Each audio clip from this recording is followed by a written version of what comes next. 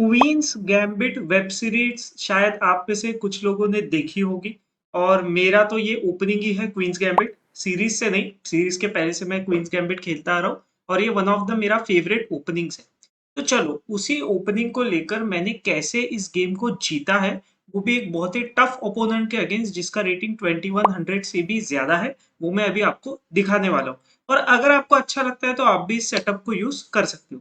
बहुत ही easy setup होता है, लेकिन इसमें जो आइडियाज है बहुत ही सॉलिड आइडियाज है। तो मैंने गेम स्टार्ट किया with the move pawn to d4 क्योंकि हमको खेलना है queen's gambit. d5 c4 pawn to e6, तो ये है क्वींस गैम्बिट डिक्लाइन। ठीक है, अगर इसी की जगह ये पॉन को मारता है तो ये हो जाता है क्वींस गैम्बिट एक्सेप्टेड। तो उसने खेला मूव पॉन टू e6 जो बहुत ही पॉपुलर है। Night c3, night f6, sorry night f3, और उसके बाद मैंने खेला बिशप टू g5। तो इसमें दो वेरिएंट्स है।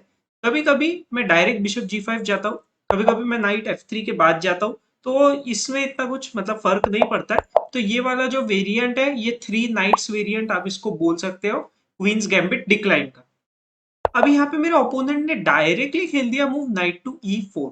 तो यहाँ मैंने सिंपल बिशप्स का किया सबसे पहले एक्सचेंज, और यहाँ पे एक आइडिया है पॉन टेक्स। ये पॉन टेक्स क्यों इंपॉर्टेंट है, क्योंकि अगर मेरे ओपोनेंट ने इस पॉन को मारा तो मैं नाइट से इसको मार सकता हूँ और मेरे पास हो जाएगा एक क्लीन एक्स्ट्रा पॉन।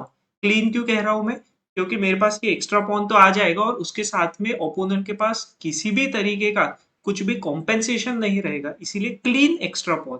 इसी को देखते हुए मेरे ओपोनेंट ने पहले नाइट को मारना सही समझा और जो एक अच्छा मूव है। फिर उसके बाद उसने मेरा पॉन मार दिया। अभी यहाँ तक के सब कुछ इक्वल है। अब मैंने खेला मूव पॉन टू e3, उसने किया कैसल। बिशप टू d3, हमारा कैसलिंग अभी भी बचा हुआ है। उसने खेला move c6, pawn to h3। Castling करने से पहले मुझे मेक श्योर करना है कि ये बिशप यहाँ नहीं आना चाहिए और इस तरीके के मुझे पिन बिल्कुल भी नहीं चाहिए, क्योंकि अगर ऐसा कोई पिन आता है तो ये हमारे लिए बहुत ही डेंजरस साबित हो सकता है और मैं ऐसे पिन्स को हमेशा ही अवॉइड करता हूँ। अगर आप e4 e5 ओपनिंग भी खेलते हो तो आप ऐसे पिंस को अवॉइड करो। मैं तो आपको सजेस्ट करूंगा कि ऐसे मूव्स आप बिल्कुल खेलो कि जिसमें बिशप, जो बिशप इस नाइट को पिन करता है, किंग के अगेंस्ट पिन करता है। किंग के अगेंस्ट मतलब अगर पीछे किंग हो, जैसे इधर नाइट इधर किंग यहाँ बिशप, इस तरीके का पिन हो, तो ऐसे पिंस भी आप अवॉइड करो। जितना आप ऐसे पिंस अवॉइड करोगे आपके लिए अच्छा रहेगा और आपके पीसेस ऐसे फंसे हुए नहीं रहेंगे, वो ओपन रहेंगे, खुले रहेंगे, कहीं पर भी खेल पाएंगे। तो उसने खेला मूव रुक टू e8, यहाँ उसका प्रेशर है तो मैंने सिंपल कर लिया कैसल। मुझे ये पिंस नहीं चाहिए, जैसे मैंने बताया पिंस मुझे बिल्कुल पसंद नहीं है। खुद मैं बहुत पिंस करता हूँ लेकिन मेरे पे पिन आ जाए तो मुझे मजा नहीं आता। क्वीन c2, अभी इस पॉन पर है डायरेक्ट प्रेशर। नाइट उसने लिया f8 पर और वो f8 से इसको डिफेंड कर रहा है। ये भी एक बहुत ही अच्छी स्ट्रेटेजी होती है।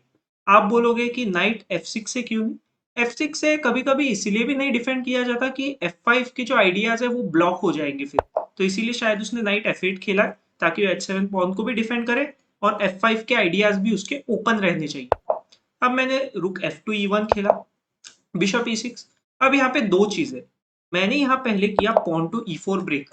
पॉन टू c4 ब्रेक भी पॉसिबल है, लेकिन मुझे लगा कि अगर मेरा रुक है ई फाइल पर तो बेटर रहेगा अगर मैं ई फाइल को ही ओपन करूं, और उसका क्वीन भी है इधर तो उसकी क्वीन पर अटैक भी हो जाएगा। तो e4, एक्सचेंज ऑफ पॉन्स हमको देखने मिला। उसने क्वीन को हटा लिया इस डेंजरस ओपन फाइल से, क्योंकि यहाँ पर से कुछ भी अटैक्स फिर उसके लिए आ सकते थे। रुक ए टू b1, जहां मुझे दिखा पॉन वहां पे मैंने उसको कर दिया अटैक। तो ये भी एक स्ट्रेटेजी है जो मैं आप लोगों को सजेस्ट करूंगा। कोई भी आप ओपनिंग खेलो, आप इसको देखो, इसको समझो। जहां भी छोटा छोटा भी आपको वीकनेस दिखता है ना, उस पे आप अटैक करो। इट डजेंट मैटर कि ओपोनेंट बचाएगा नहीं बचाएगा, वो बाद में की बात है। छोटे छोटे अटैक्स भी करो, तो इससे क्या होता है ना, थोड़ा सा आपका प्रेशर मेंटेन रहता है। तो उसने ऑब्वियसली पॉन को बचाया। फिर मैंने खेला क्वीन टू ए4 मूव। अब उसने खेला नाइट टू जी6। तो इस तरीके से मुझे मिल गया ये पॉन फ्री में। वो यहाँ पर भी नहीं खेल सकता क्योंकि फिर मैं सेकंड पॉन भी मार दूंगा। तो उसने नाइट को लेकर आना सही समझा, नाइट f4 के थ्रू मुझ पर अटैक करना चाहता है। अब यहाँ पर देखो क्या हो रहा है। मान लो ये बिशप यहाँ नहीं है जो इस नाइट को प्रोटेक्ट कर रहा है, ठीक है, मान लो बिशप नहीं है, तो उसके पास आ जाता है move knight takes pawn, pawn takes और फिर क्वीन टेक्स नाइट, और फिर मैं प्रॉब्लम में फंस सकता हूँ। लेकिन अभी मेरे पास क्योंकि बिशप है तो ये वाले टैक्टिक्स अभी तो भी वर्क नहीं होने वाले। तो मैंने रुक से सेकंड पॉन को मार दिया। मैंने बोला चलो मार ही देते हैं ना, पॉन को भी मिल रहा है, सब कुछ सेफ है तो क्यों नहीं। एक्सचेंज ऑफ रुक्स यहाँ पर हमको देखने मिला। पॉन टू G6, उसने आई थिंक G6 इसलिए खेला होगा कि उसको बैक रैंक पे कोई इश्यूज नहीं चाहिए फ्यूचर में। तो मैंने थर्ड पॉन भी मार दिया, लेकिन उसको एक पॉन वापस मिल गया। ठीक है, अभी उसने रुक से अटैक किया था, बिशप का प्रोटेक्शन था, तो ऑब्वियसली मैं उसको नहीं मार सकता था। अब मैंने स्टार्ट किया मेरा पॉन पुश। और ये पॉन पुश क्यों इंपॉर्टेंट है?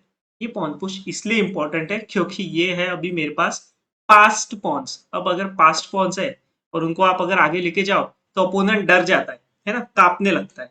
और ये बात अगर आपके लिए भी सच है, अगर आपको अपोनेंट भी पास्ट पॉन पुश करेगा तो आपका सारा का सारा ध्यान सिर्फ पॉन्स को रोकने की तरफ चला जाएगा। उसने पहले खेला बिशप को पीछे, pawn to A4, pawn G5, pawn to A5। वो यहां से आगे आ रहा है, मैं यहां से आगे जा रहा हूँ, बहुत ही अच्छी बात। Exchange of pawns. अब मैंने उसको क्वीन का एक्सचेंज पूछा, भाई करेगा? कर ले एक्सचेंज। और उसने सच में एक्सचेंज कर लिया, क्योंकि यहाँ पर अब मेरा पोजीशन बहुत अच्छा है।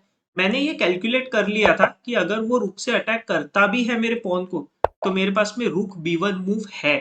तो ये देखो, थोड़ा सा ना मैं पीछे लेता हूँ। यहाँ पर क्वीन खेलने से पहले ही आपको ये रुक B1 मूव याद रखना पड़ेगा कि आपके पास है या नहीं है। अगर आपके पास ये मूव नहीं रहता था तो फिर आपको शायद थोड़ी सी डिफिकल्टीज फेस करना पड़ सकता था। अगर सपोज वो रुक B1 मूव नहीं रहता था तो नाइट E5 मूव से भी काम शायद किया जा सकता था। बट फिर वो वही होता है कि बिशप पीछे जाएगा और वापस डिफिकल्टी मे बी यहाँ नहीं, बट कुछ ना कुछ आके डिफिकल्टी हो ही जाती थी। क्योंकि मतलब किसी भी तरीके के जो प्लान्स है वो आ सकते हैं।